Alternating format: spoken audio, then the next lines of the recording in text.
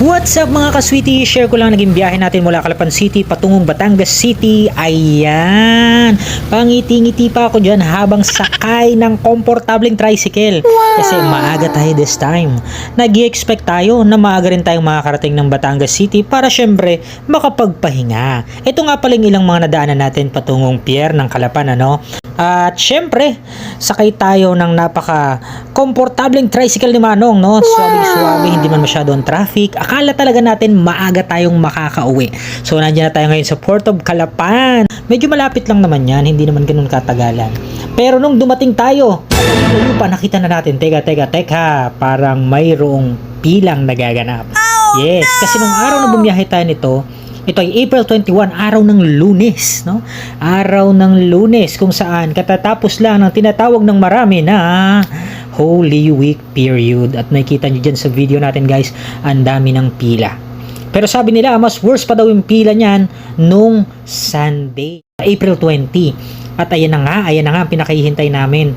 Finally, 8:45, dumating kami ng pier, no? Na magkakasama, apat kami magkaka-work dyan.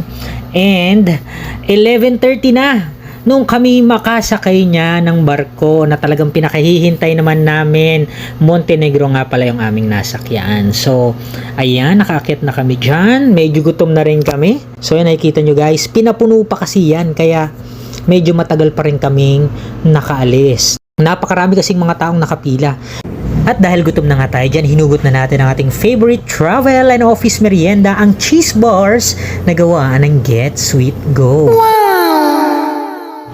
At kasabay ng pagkain natin ng ating napakasarap na meriendang cheese bars ay ang pag-i-enjoy ng napakagandang view, napaka-relaxing na view ng karagatan. At yan din ang siguradong magugustuhan mo at mapapa-video ka talaga kapag pumunta ka ng isla ng Mindoro. At ito na nga, narating na natin, nakita na natin ang mismong pier ng Batangas City.